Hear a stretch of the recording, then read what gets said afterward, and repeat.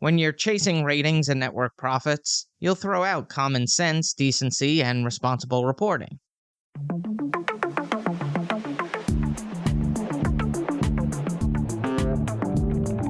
Just what you've been waiting for. Movies, TV, music, and more. Follow, subscribe, stay up to date. Episodes drop every other Monday. It's the Matt, watch that. It's the Matt, watch that. It's the Matt, watch that podcast. Welcome, everybody, to the Matt Watch That podcast, the place for reviews, rants, and randomness. I'm your host, Matt Seroski, filmmaker, film fan. Each episode, I'm going to watch a movie or TV pilot that I probably should have seen but never got around to. It could be a recent favorite, critic's choice, or cult classic. To join in on the conversation, follow me on Twitter, Instagram, and Facebook at Matt Seroski. You can subscribe to my YouTube page where I'll post videos and clips from the show. If you have any opinions on what I've discussed, or suggestions as to what I should see next, use the hashtag MattWatchThat on social. Before we start, it's time for everyone's favorite segment, Box Office Breakdown.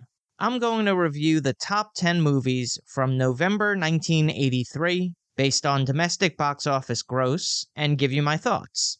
These can include films released during the month of November or carrying over from a previous month. At number 10, Amityville 3D. Ah yes, everyone remembers the 3D movie craze in the 80s. Every third movie in a franchise was required to be in 3D. That was the law. Amityville 3D grossed $5.2 million.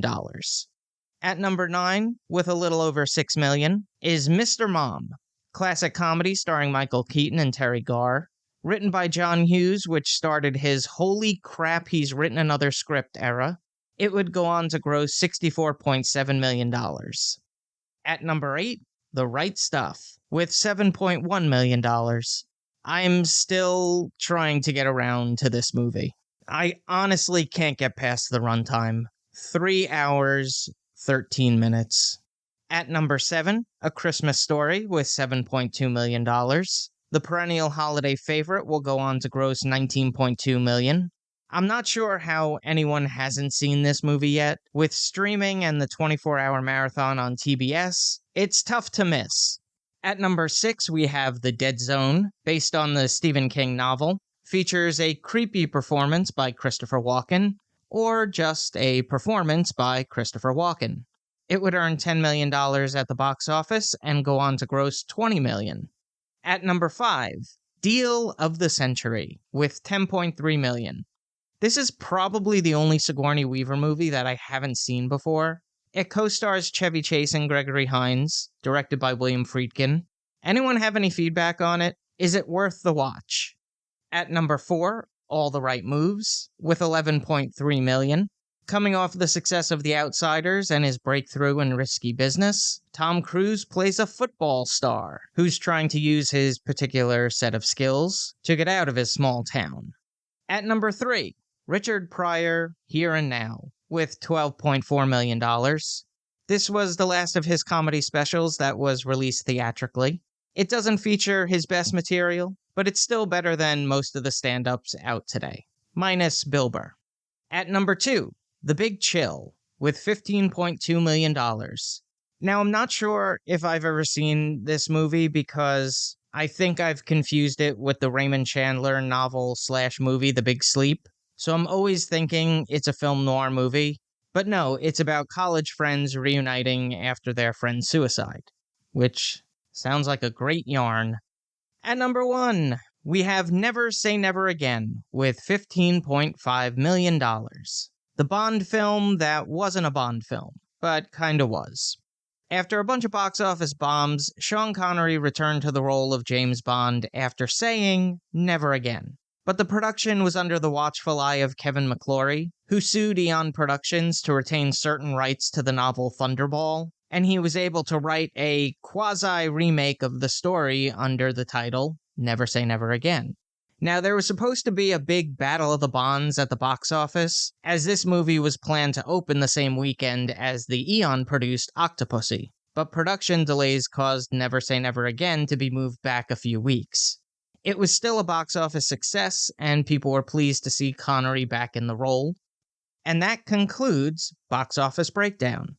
How many of these movies have you seen? Hit me up on social using the hashtag MattWatchThat. On to the main attraction. Each review will end with a ranking out of 5 stars. 1 star is skip it, 2 stars watch at your own risk, 3 stars standard fare, 4 stars worth checking out, and 5 stars must see. Now, if I give a title 5 stars, it doesn't mean I'm comparing it to Casablanca, Jaws, or Seinfeld. I rank titles based on other movies or TV series in that genre and at that time period.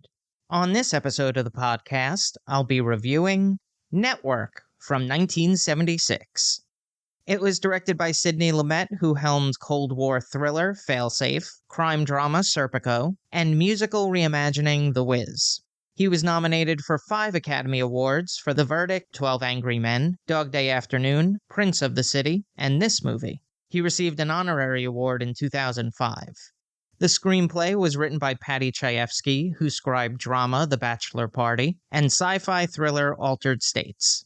He was nominated for Best Writing, Story and Screenplay written directly for the screen for The Goddess, and won 3 for Marty, The Hospital, and this movie. It stars Peter Finch as Howard Beale. He was born in London, England, and raised in Sydney, Australia. He started as a writer for the Sun tabloid, but transitioned to acting, appearing in a few plays and touring with George Sorley's traveling troupe. He worked in radio and made his big screen debut in The Farmer Goes to Town. He took a break to enlist in the Australian Army, serving in World War II, before moving back to Britain to continue acting. He would go on to appear in The Story of Robin Hood for Disney, The Shara Lee for MGM, The Nun Story opposite Audrey Hepburn for Warner Brothers, and Cleopatra for Fox. Network also stars William Holden as Network President Max Schumacher, Faye Dunaway as Head of Programming, Diana Christensen, Robert Duvall as SVP of UBS TV, Frank Hackett, and Ned Beatty as owner of conglomerate CCA, Arthur Jensen. This is something to look out for.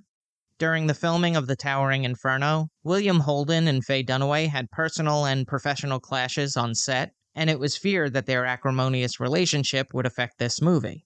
But filming went off without a hitch, and Dunaway was quoted as calling Holden a very sane, lovely man. So let's jump into it. Howard Beale was the legendary network anchorman for UBS TV, a trusted source on the level of Murrow, Cronkite, and Huntley Brinkley. In 1969, ratings started to go soft during his 7 p.m. news program.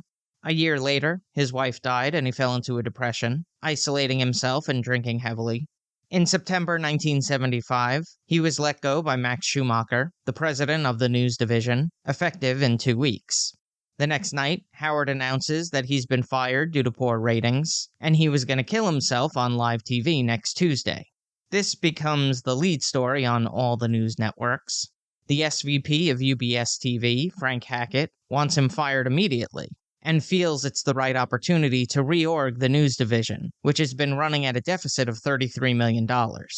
But their ratings have increased, and the head of programming, Diana Christensen, wants to put Howard Beale back on the air to tap into the rage of the American populace, which will boost the ratings and generate higher profits.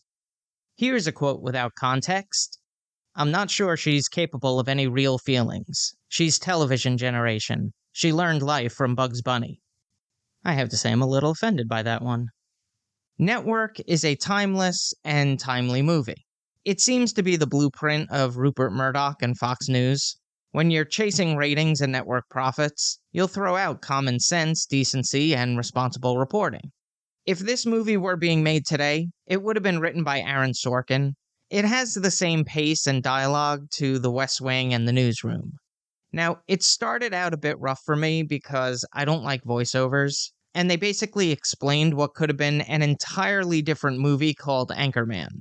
Then there was some shady drunk acting that felt like I was watching Barney Gumble from The Simpsons doing a local theater play.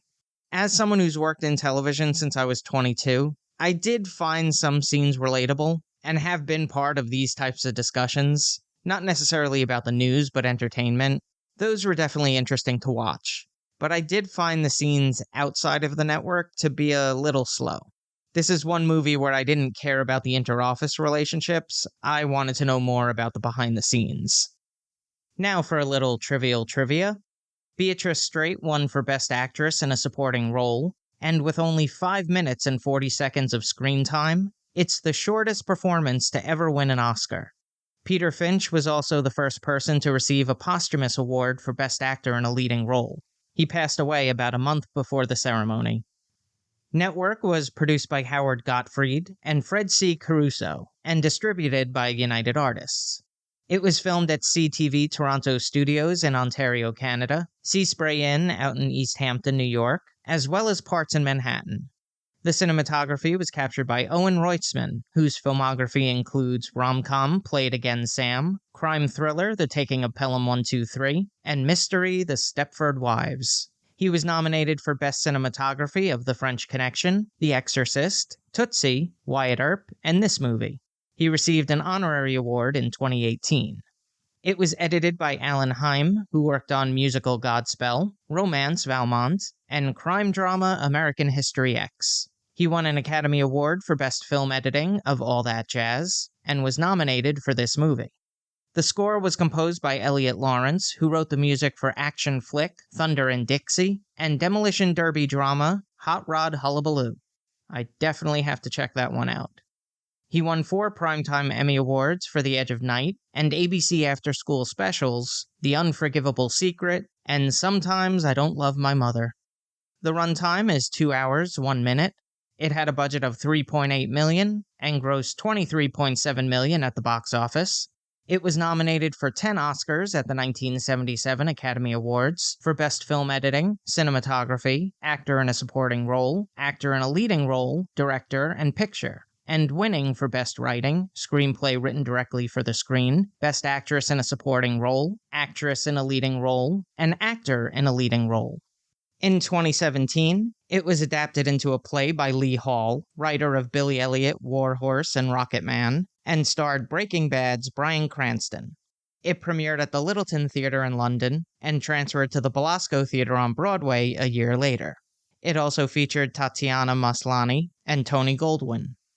On the Ski Index, I give it 3.5 out of 5 stars. If you've seen Network and have opinions on the movie, let me know what you think using the hashtag MattWatchThat. Moving right along, each episode, I'm gonna post clips that I think people should watch. It could be movie trailers, music videos, interviews, or something completely random. Search for my YouTube page and there'll be a playlist called Matt Watch That Playback.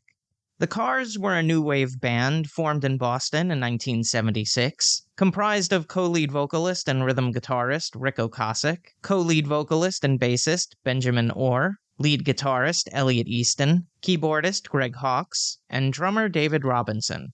They played their first official show at Peace Air Force Base in New Hampshire, and spent the early part of 1977 touring New England. They recorded a 9-song demo tape, which they sent to radio stations in the area. The song Just What I Needed was in rotation in Boston, and the band was offered a contract with Elektra Records. They entered the studio with legendary producer Roy Thomas Baker for their self-titled debut album. Issued in 1978, it would peak at number 18 on the Billboard 200 and be certified platinum 6 times. 3 singles were released, a re-recorded Just What I Needed, My Best Friend's Girl, and Good Times Roll. An additional song, Moving in Stereo, would appear in an infamous scene in Fast Times at Ridgemont High in 1982. Their sophomore effort, Candy O, produced 3 singles, Let's Go, It's All I Can Do, and Double Life, which helped it reach number 3 on the Billboard 200. Their third album, Panorama, was considered experimental for the group. After embarking on a tour, they took a 2-year break. They returned to their signature sound with Heartbeat City in 1984, and rekindled their previous success. It peaked at number 3 on the Billboard 200 and was certified platinum 4 times. 6 singles were released, including their biggest hit, Drive. With the help of significant airplay on MTV, it reached number 3 on the Billboard Hot 100. It re-entered the charts a year later after their performance at Live Aid. After their sixth album, Door to Door, the band decided to part company. In 2000, bassist Benjamin Orr would die of pancreatic cancer at the age of 53. In 2005, Elliot Easton and Greg Hawkes teamed up with Todd Rundgren to form the New Cars. They performed together for 2 years. In 2010, the surviving members reunited to work on a new album, Move Like This, which was released a year later. After the conclusion of the tour, the band went back on hiatus. In 2018, the Cars were inducted into the Rock and Roll Hall of Fame, and they performed with Weezer bassist Scott Schreiner. Rick Ocasek would die of natural causes on September 15, 2019. I will fully admit that I got into this band very late. I've always said that the 80s weren't my style of music in the 80s, but have since grown to love it. Now, I've always been a fan of live instruments, which is why the synthwave, keyboard-heavy songs of the 80s never really appealed to me, until recently. But that's where I think the Cars were brilliant. Yes, they were synth-heavy, but they balanced it out with real instrumentation, and I think that's what gave them such a unique sound. For me, it's the best of both worlds. So I've selected a couple of clips from my favorite songs, and they're all available in the Matt Watch That playback playlist on YouTube. Check it out. Now it's time for the recommendation. Yes, that's the word recommendation with Matt in the middle. I'm going to end each podcast with my own recommendation of a movie or TV series. Today I'm talking about Class Action Park. It tells the story of New Jersey amusement park, Action Park, which was notorious for poor safety records and dangerous rides leading to multiple injuries and even deaths. It's narrated by comedian John Hodgman and features interviews with former park employees and frequent guests. The documentary was directed by Seth Porges and Chris Charles Scott III. It was the brainchild of stockbroker Eugene Mulvihill and his company Great American Recreation to create a park that puts the thrill back in thrill rides by getting rid of almost every safety precaution imaginable. He liked to compare it to skiing. You know it's inherently dangerous, and that's what makes it fun. The original park was closed in 1996 and was reopened under new ownership as Mountain Creek Water Park. In 2014, the Action Park name briefly returned, but 2 years later, it reverted back to Mountain Creek Water Park, which is how it's currently known. Growing up in the tri-state area, I remember the Action Park commercials quite vividly. Action, Action Park. But never visited, which is a good thing because I probably wouldn't be here today. The behind-the-scenes stories of Action Park is almost too incredible to believe. If any of my listeners have been there, hit me up on social using the hashtag MattWatchThat with some of your adventures and injuries. Class Action Park is currently streaming on HBO Max. That's all for this edition of Matt Watch That. Thanks for listening to me babble. You can follow me on Twitter, Instagram, and Facebook at Matt Seroski. You can subscribe to my YouTube page where I'll post videos and clips from the show.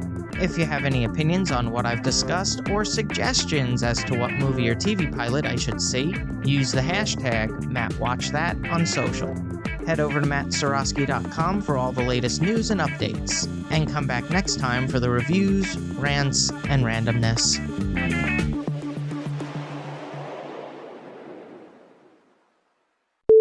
It was directed by Sidney Lumet, who helmed Cold War thriller Fall Safe. Coming off the success of The Outsiders and his breakthrough in Rookie. A trusted source on the level of Murrow, Cronkite, and Hunter Whoa.